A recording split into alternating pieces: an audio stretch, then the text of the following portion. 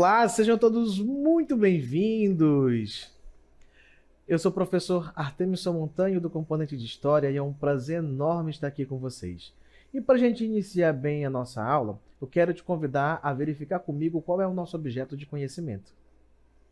Na nossa aula de número 1, nós temos como objeto de conhecimento a construção da ideia de modernidade e seus impactos na concepção de história. E no nosso detalhamento, está bem simplificado para a gente conhecer ele à vontade durante a nossa aula, que é o conceito de modernidade. Tá? E o que é um conceito?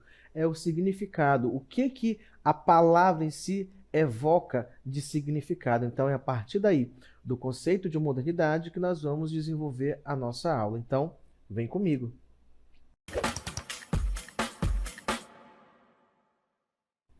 Então, nós vamos falar sobre a modernidade e sua influência na concepção de história, ou seja, o conceito. Como é que essa palavra modernidade está relacionada à história? E nós vamos perceber, na verdade, durante a nossa aula, que ela está intrinsecamente ligada ao que é história. Por conta de quê? Primeiro, que esse termo modernidade ele pode assumir diversos significados, tá bom? Um deles, por exemplo, quando nós falamos em modernidade, normalmente nós temos a tendência de pensar naquilo que é mais novo, do que é tecnológico, não é?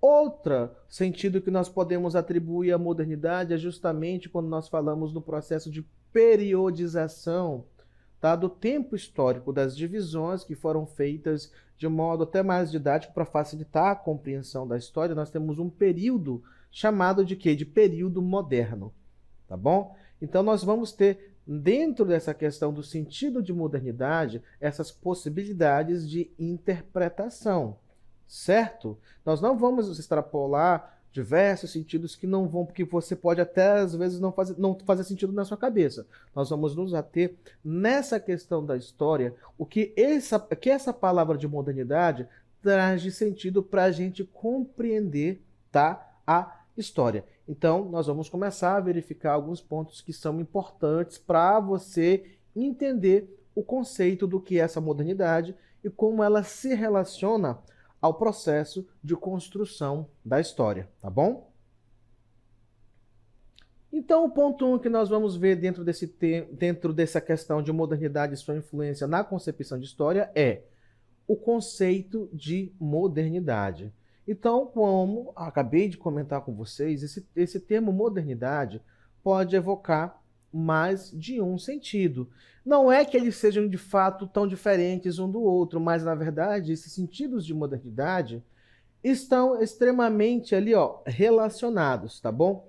Até porque quando nós falamos em modernidade, nós temos que trazer à mente que o termo modernidade ele surge ali, ó, tendo dois pilares principais como sua base de sustentação. Sim, um deles é justamente a questão técnica, né, do tecnicismo, da produção, da tecnologia associada a ela. E o outro é a questão de, por exemplo, da utilização da razão como forma primeira da explicação do mundo. Entendeu? Não entendeu? Então tem que prestar atenção para você acompanhar o raciocínio. Além de que também o termo modernidade, como também já citei para vocês, é uma nomenclatura utilizada no processo de quê? De nomeação de um período do tempo histórico, o período da modernidade, né? Onde nós vamos ter o processo de saída da Idade Média para essa chamada Idade Moderna, onde o pensamento, a política, a religião, a economia terão grandes processos de transformação, tá? Na chamada Era das Revoluções aí, né? Causados ali principalmente por conta do processo de acúmulo de capital, que você vai entender durante o andamento das nossas unidades temáticas, você vai entender como isso aconteceu, tá bom? Então, a primeiro momento, nós vamos entender o conceito aqui, então, de modernidade. Então, vamos lá ao nosso texto. A modernidade é um conceito complexo, como você já percebeu, que se nós não tivermos atenção em entender sobre o que nós estamos falando ao referir, né, ao nos referirmos a esse termo de modernidade, você pode se perder no conceito ou empregar até mesmo no momento errado. Por isso ela é complexa. Por conta de quê?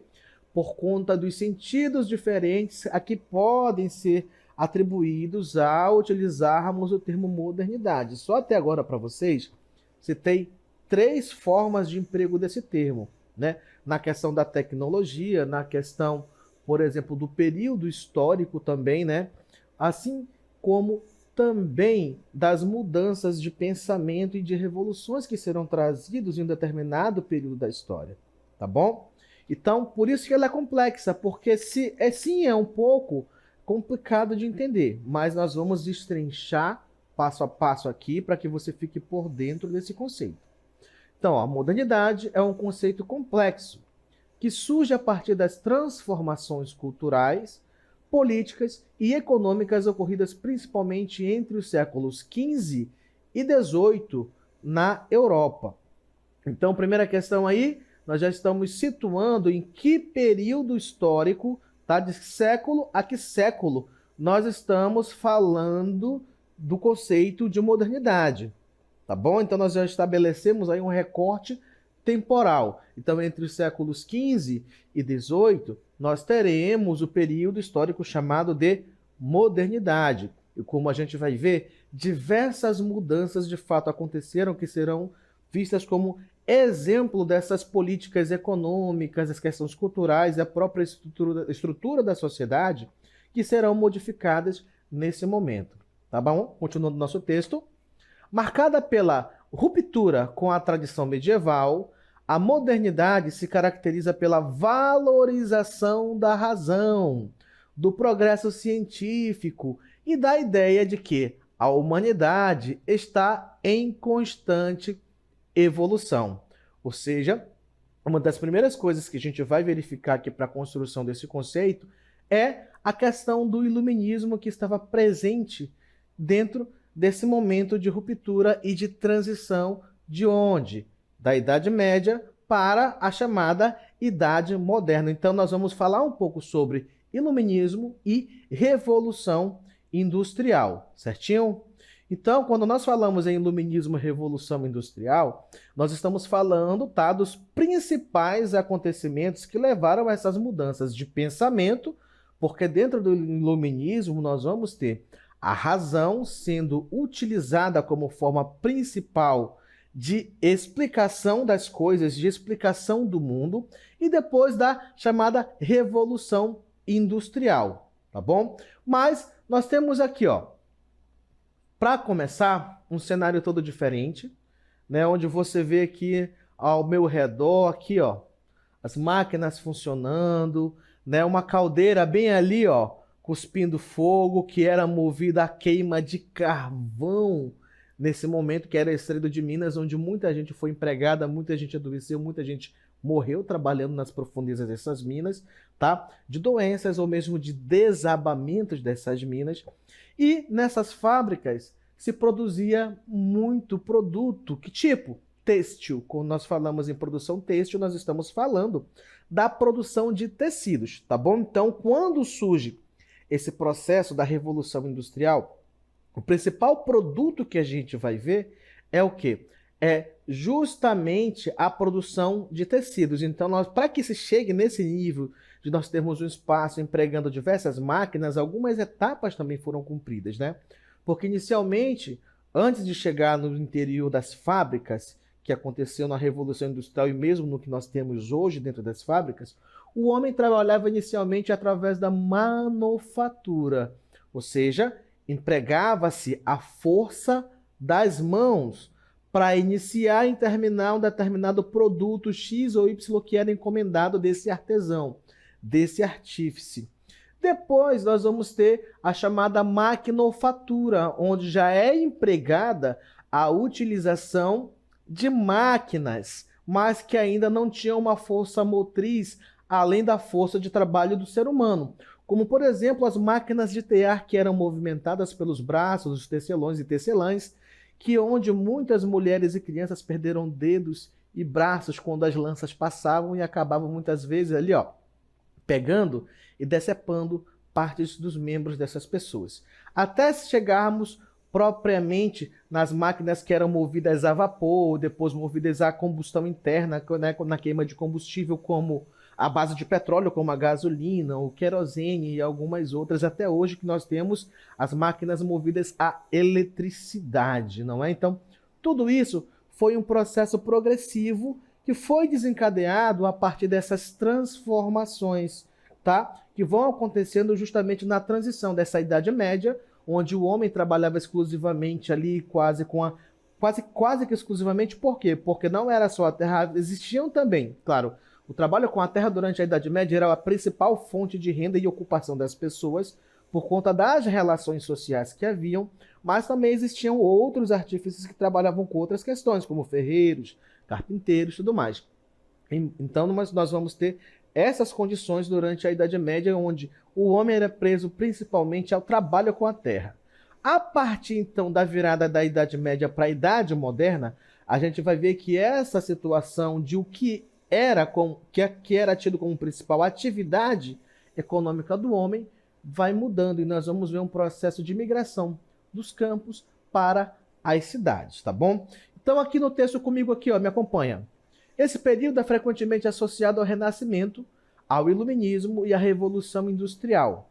Eventos que consolidaram uma nova forma de entender o mundo, baseada no racionalismo, na secularização e na crença no poder transformador da técnica e da ciência. Então, observe que nós estamos falando aqui, ó, desses dois pilares básicos que vão formar essa questão do pensamento moderno, do que é modernidade. Observe que nós estamos falando ali da questão do racionalismo, ou seja, da razão aplicada como forma de entendimento e interpretação do mundo, e também da técnica e da ciência, ou seja, da questão mais tecnicista no que nós falamos, no caso, ao desenvolvimento tecnológico, certo? Então, técnica e ciência associadas nesse momento resultarão em quê? Na chamada Revolução Industrial, certinho? Então, vamos seguindo.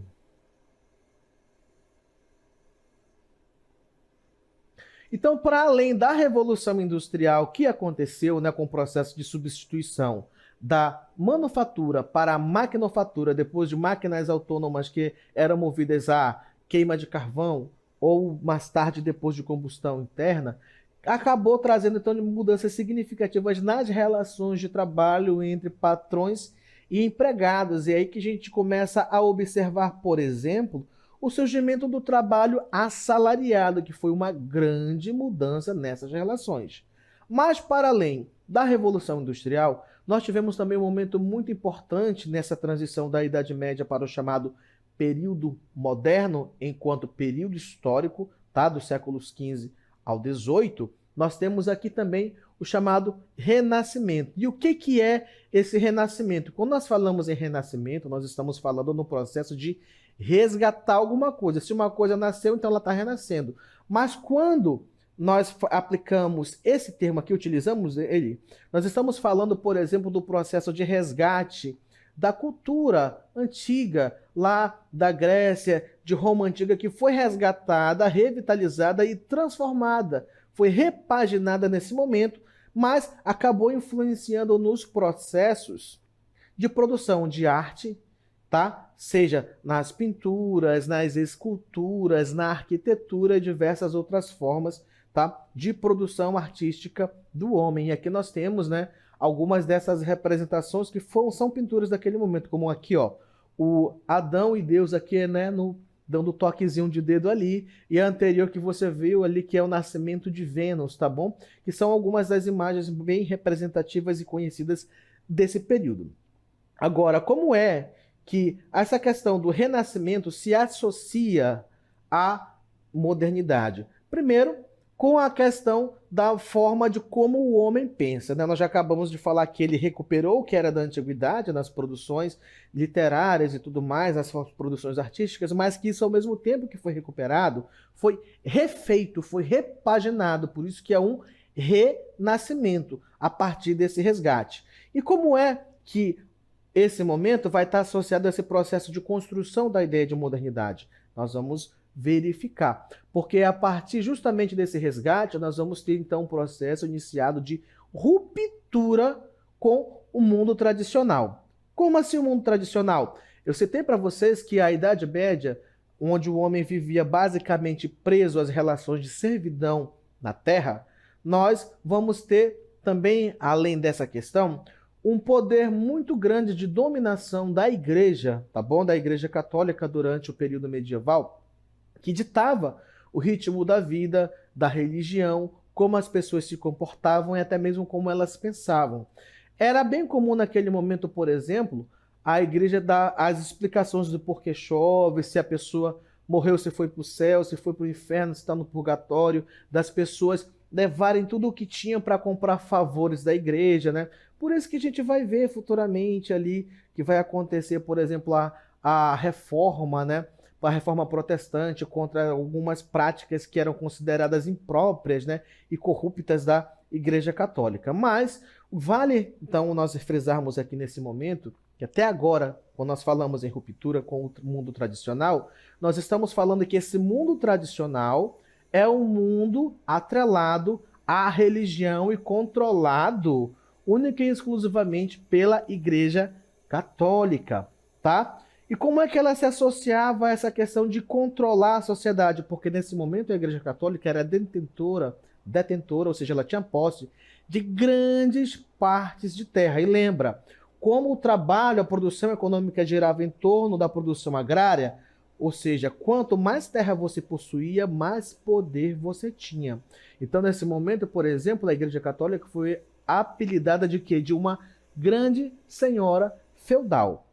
Tá bom? Então, a modernidade se estabelece como uma oposição ao pensamento medieval que era fortemente influenciado pela religião e pela visão de um mundo estático. Então, a partir do Renascimento, vamos ver o que vai acontecer, o ser humano passa a ser visto como o centro do conhecimento, ou seja, o antropocentrismo vai começar a surgir como forma de mudança de pensamento, de utilização da razão. E a ciência ganha espaço como ferramenta para explicar e dominar a natureza.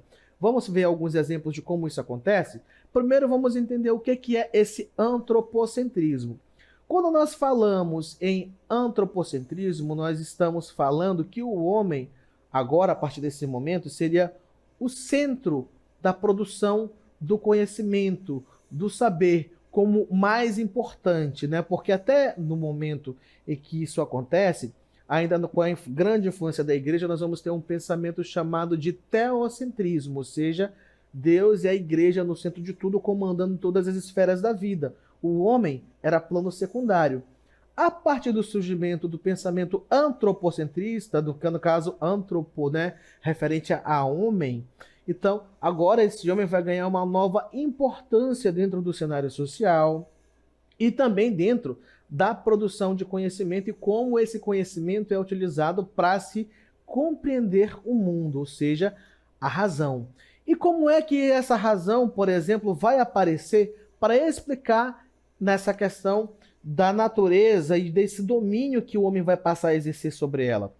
Vou pegar um exemplo bem simples aqui, que eu acho que até vocês podem ter ouvido algumas vezes, tá? Nós não vamos falar de crítica de religião, de nada, nós estamos só apresentando fatos, tá? E vamos citar exemplos. Por exemplo, quando você era criança, você já deve ter ouvido assim, você deve ter perguntado para alguém mais velho, por que que tá chovendo? Ou então, quando começar a dar raios e trovões antes da chuva, e alguém fala assim, São Pedro tá com raiva, São Pedro tá mandando chuva. Ou então, por que que chove? Porque Deus manda, ou porque São Pedro tá ali mandando chuva, né? Então era a explicação religiosa que ia prevalecer e que você, como criança que ainda não racionalizava bem essas questões, simplesmente aceitava. Não é porque era a explicação mais fácil e a mais conhecida entre todos. Até a pessoa que falou aquilo para você podia acreditar que de fato era pela questão de quê? Da divindade ali no céu mandando a chuva e pronto. Mas quando a gente vem pegar um pouco da ciência do que nós temos conhecimento hoje, né? Que você já deve ter estudado, eu acredito, nas matérias de ciências, né? De ciências, ali quando você estava nos anos iniciais, você já deve ter visto, estudado o ciclo da água, você já deve ter visto de como é que acontece o processo da chuva, né? Justamente nesse ciclo da água. Então, o que acontece? Os raios do sol incidem sobre a água, numa poça, no mar, no rio, em qualquer lugar que essa água esteja ali exposta. E o que que vai acontecer? Quando esses raios incidem sobre a água, ela aquece, ela evapora, esse vapor sobe até onde? Até as nuvens. E quando chega nas nuvens, esse vapor se condensa, formando gotículas de água, que quando essas nuvens estão carregadas, o que acontece? Elas caem de volta para a Terra em forma de chuva. Não é isso que você aprendeu quando estudou o ciclo da água? Ou seja, agora você tem uma explicação racional para entender o porquê chove, baseado em estudos científicos, ou seja, a razão, o conhecimento científico prevalecendo sobre a explicação da religião, do divino, dizendo do porquê chove ou porque alguém adoeceu. Só se você pega uma gripe ou se alguém pegou uma doença muito séria e ela pode, de repente, ir a óbito. Alguém poderia dizer, porque ele cometeu uma blasfêmia contra Deus e foi castigado, foi punido e morreu. Mas, com os estudos recentes, a gente sabe que doenças podem ser transmitidas de uma pessoa para outra, até mesmo de animais ou até mesmo pelo ambiente, dependendo de onde você esteja, que são causados por vírus, por bactérias, por bacilos e outras formas de contaminação que acabam invadindo o nosso corpo, nos contaminando, e a gente adoece, não é? E tanto que hoje nós temos também várias formas de prevenir a gente contrair essas doenças, como também de tratar de forma medicamentosa também essas mesmas doenças, ou seja, a utilização da razão, da técnica e da ciência prevalecendo mais uma vez sobre a questão da explicação do divino interferindo e castigando as pessoas com doenças, etc. Ou seja, a partir da utilização da razão, nós vamos ter então um embate onde a cabeça das pessoas vai dar uma virada de pensamento, não aceitando de fato as únicas explicações que a igreja dava para isso, para aquilo, controlando a vida das pessoas, mas as pessoas tiveram a tendência de começar a pensar por si mesmas e observar o mundo de forma diferente. Era isso que o iluminismo queria, né? Que o homem saísse do obscurantismo, da ignorância. E quando nós falamos em ignorância, não confunda ignorância com grosseria, tá bom? Quando nós falamos esse termo ignorância, nós estamos falando de alguém que não conhece algo. Ou seja, o homem deveria parar de não conhecer e tinha que passar a conhecer através da observação, da experimentação, a razão para explicar a vida, explicar a própria existência do homem dentro desse mundo que nos cerca, certo? Continuando então o iluminismo e a crença no progresso. No século XVIII, o iluminismo reforça a ideia de que a razão e a educação são capazes de libertar o homem da ignorância e do obscurantismo, que nós acabamos de pontuar. Então, pensadores como Descartes, Kant e Voltaire defendem que o conhecimento científico e a liberdade individual são bases para uma sociedade mais justa e desenvolvida. Certinho? Então, aqui, voltando para o nosso espaço do interior da fábrica, nós temos então o quê? Que lembrar que essa revolução industrial também vai estar acontecendo ali nesse mesmo período dessa virada da modernidade, principalmente já um pouco mais para o fim, ali depois do iluminismo, né? Já essas ideias do iluminismo vão estar associadas também às mudanças que serão trazidas a partir da Revolução Industrial, que, como já citei para vocês, mudou de modo muito grande as dinâmicas e relações, tá, de poder existentes entre patrões e empregados. Então, com a Revolução Industrial, entre os séculos ali, nós vamos ver entre os séculos 18 e 19, a modernidade ganha uma dimensão tecnológica e econômica. Então, olha, se inicialmente essa modernidade tinha ali, um quesinho de filosófica na questão do iluminismo e nas mudanças de pensamento da utilização da razão, agora aqui nós estamos vendo como é que ela passa também a ter um sentido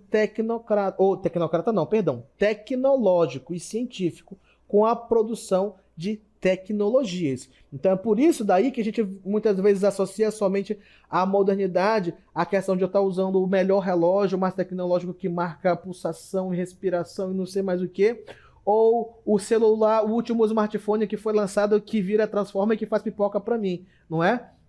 Mas modernidade não é só isso, não é só o novo, não é só a novidade tecnológica, é também uma forma de você repensar o mundo a partir do conhecimento, tá bom?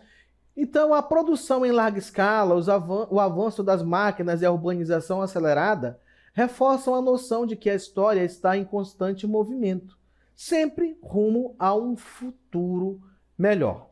Mas quais são então os impactos da modernidade na concepção de história, né? Já vimos agora o que é essa modernidade, ou seja, essa forma de se repensar o mundo através da razão, da questão da mudança de pensamento também, que foi trazida com o iluminismo. Então, como é que ela vai impactar? A história como um progresso linear. A modernidade introduz a ideia de que a história segue um caminho linear, evoluindo dos estágios primitivos para formas mais avançadas de organização social. Essa visão, como a gente vai ver na continuação do texto, essa visão influenciou teorias como o positivismo de Auguste Comte e que acreditava em fases pré-determinadas do desenvolvimento humano. Então, por muito tempo se acreditou, né, que as sociedades em diferentes partes do mundo viviam diferentes momentos de evolução, tá? E essa ideia vai trazer diversas questões, como, por exemplo, ali, né, discriminação e outras coisas que a gente não vai comentar agora. No entanto, essas ideias, claro, já foram superadas, mas inicialmente se pensava que essa forma linear de pensar a história e que as sociedades passariam, né, por diversas fases de desenvolvimento e evolução até todas chegarem num determinado movimento, ali onde todas elas estariam pareadas. A gente sabe, hoje, que essa forma de pensar não é válida, tá? Mas inicialmente era dessa forma que ela era vista. Por isso a gente está trazendo ela para você ter esse conhecimento. Mas hoje a gente sabe que não é dessa forma, tanto que até hoje nós temos povos que ainda vivem em isolamento e que têm um modo de vida diferente, bem diferente do nosso. Professor, quer dizer que eles são bárbaros ou que eles são atrasados, que eles não evoluíram? Não, eles apenas são pessoas diferentes de nós, com costumes diferentes e apenas isso, tá bom? A secularização da história. Se na Idade Média a história era interpretada como um plano divino, a modernidade a transforma em um processo humano moldada por ações políticas, econômicas e científicas. A história deixa de ser uma narrativa sagrada para se tornar um campo de estudo racional e crítico, ou seja, nós estamos falando justamente da mudança, né, de pensamento através da questão da racionalidade que foi trazida por quem? Pelo pensamento iluminista, né? Porque até então se pensava que tudo o que acontecia com o homem então era única e exclusivamente por intervenção divina e que você não podia escapar do caminho traçado para você. Mas a gente sabe que as escolhas hoje, né, as nossas escolhas como seres humanos, o que você vai fazer da sua vida também são bem importantes para definir os rumos que a sua vida, por exemplo, vai tomar. E por que eu falo a sua vida? Porque eu e você também produzimos história, nós somos seres históricos.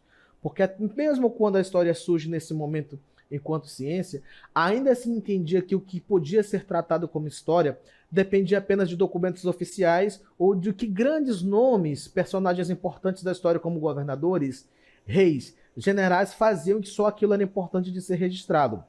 Mas a gente sabe que eu e você também temos uma história de vida que pode ser contada e que pode ser muito importante também. Então, vamos lá, continuando. Críticas e revisões da noção de modernidade. No século XX, pensadores como Walter Benjamin e os teóricos da Escola de Frankfurt questionam a crença cega no progresso, especialmente após as guerras mundiais e os horrores da tecnologia usada para a destruição. A pós-modernidade surge, então, como uma crítica à ideia de que a modernidade é sinônimo de avanço incontestável. De fato, nós temos avanços, mas qual é o cuidado que a gente toma com esses avanços, não é? Por exemplo, durante a Segunda Guerra Mundial, muita tecnologia foi empregada em armamentos, inclusive na produção de bombas atômicas que devastaram Hiroshima e Nagasaki, onde muita gente morreu ou pela explosão ou pela radiação do que ficou. Ou seja, é importante o homem continuar progredindo nesse sentido de modernidade quanto ao desenvolvimento tecnológico e científico, sim, mas com extremo cuidado, certo? Para a gente concluir, então, uma modernidade como um projeto inacabado. A modernidade não é apenas um período histórico, como eu citei para vocês, mas um conjunto de ideias que ainda influencia a nossa visão de mundo. Ou seja, aí nós estamos reforçando que modernidade pode tanto se referir a um recorte de um período histórico, como também pode falar dessas questões de mudança de pensamento através de nós sabermos utilizar o conhecimento produzido até então para a gente ser capaz de verificar, de enxergar, de interpretar de forma crítica o mundo que nos cerca, tá bom? Então, se por um lado ela trouxe avanços científicos e maior autonomia ao indivíduo, por outro também gerou desigualdades e crises ambientais, como por exemplo na questão da Revolução Industrial. Foi bom, trouxe muita tecnologia, muita gente ganhou dinheiro, muita gente foi empregada, mas por outro lado, muita gente também foi explorada, né? O meio ambiente foi depredado com o lixo, muitos recursos naturais foram extraídos e foram utilizados como matéria-prima, e alguns deles, né, muitos deles não são renováveis e vai faltar daqui a um tempo, né? Vamos lá, finalizando o nosso texto. Compreender sua construção e seus impactos na concepção de história permite refletir sobre os limites e as possibilidades do projeto moderno nos dias atuais. Ou seja, quando nós falamos então nesse processo de modernidade como forma de influenciar a produção histórica, nós estamos dizendo que a antiga visão da história como uma única produção divina deixou, né, foi deixada de lado, e a gente entende hoje que a história é feita pelos homens. Nós, enquanto seres históricos, enquanto seres de uma sociedade, somos produtores da história. Certo, queridos? Então, a gente vai finalizando por aqui. Foi um prazer estar com vocês.